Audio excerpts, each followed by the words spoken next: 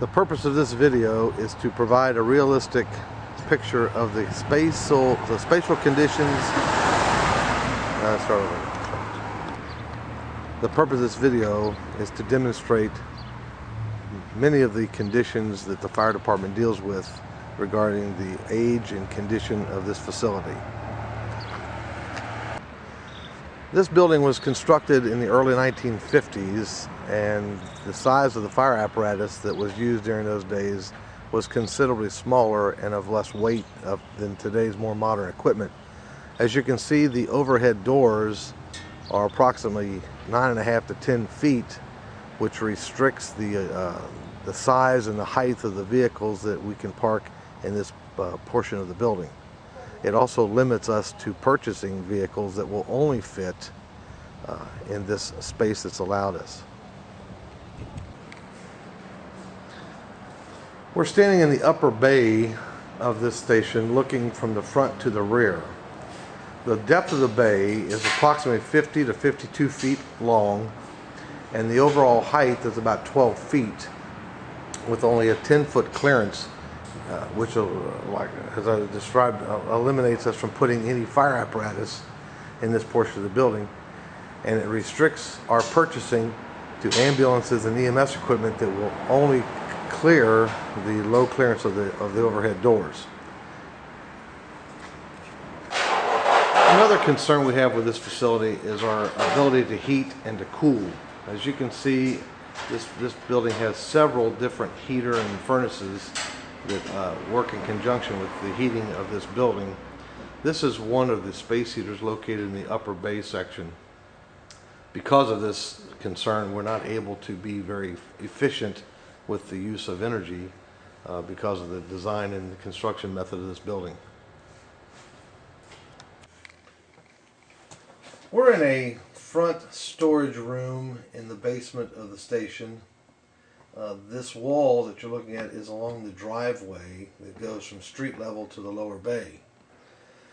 We get continual seepage, and we're filming on a dry day. If you were here and there was any kind of a rainfall, you'd see a more constant, steady flow of water going across the floor. Once again, we've made numerous attempts to try to seal this area. Unsuccessfully. It's where the blacktop and the concrete meet along the side of the building. We're required to maintain records for numerous years as part of our obligation as a fire department, and we've built these racks so that we could keep everything off the floor, but space is a real issue here, and this is the best we could do. But this area here constantly has a damp floor. This facility has a shared easement with this driveway with our neighbor to the west. We share this driveway, and as you can see, he tends to be a collector of many things, and we're not quite sure just the value of some of them, but these are the things that we have to deal with on a daily basis. What we want to show you is the low spots and how this flooding occurs during a heavy rainstorm. Because of the low spot in front of the pumper bay door, all of the adjacent properties, all of their stormwater funnels to the lowest spot, which happens to be right in front of that pumper door. The water coming off of our neighbor's property to the west cascades over a wall at a very high rate of speed, and then the water comes down the driveway off the street level and gathers and collects in this lower location, which is what creates the flooding conditions that we have to deal with anytime there's a heavy rain.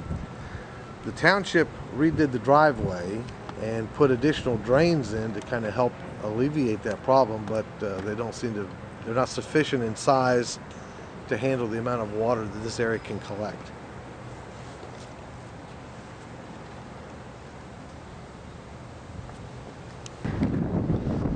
We're in front of the fire station at 6904 Murray Avenue in the Madison Place area. This is headquarters station for the Little Miami Joint Fire and Rescue District. And the purpose of this video is to provide a realistic picture of the conditions and spatial needs and special conditions that we deal with on a daily basis. As we mentioned before, we're still standing in the apparatus bay in front of the pumper. We want you to note the water line on the wall at the bottom of the stairs outside the bunk room. As the firefighters ascend from the second floor area to this portion to mount on the apparatus for response, we encountered approximately 2 feet of water that had already gathered into this part of the building late one night. As you can see, the water line on the wall is right along the bottom of the staircase. This was the conditions that the firefighters found during the flood of July 2001, and it caused obviously some type of a delay in our response to weather-related emergencies in the area. We're now standing in the basement or the lower level of the building. It's just off of the lower apparatus bay area, and it is actually about 1.5 feet lower than the lower bay area.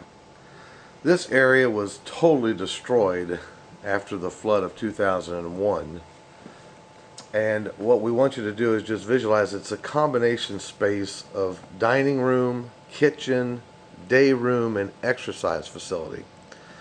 The station obviously has tremendous limitations in regards to the available space for all the different needs of a fire department.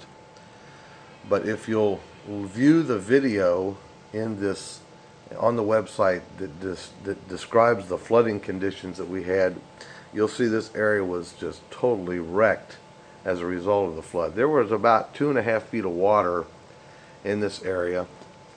It destroyed all the appliances, including the stove. The flooring and anything that was on the floor was totally destroyed. We're standing inside the lower apparatus bay area of the station.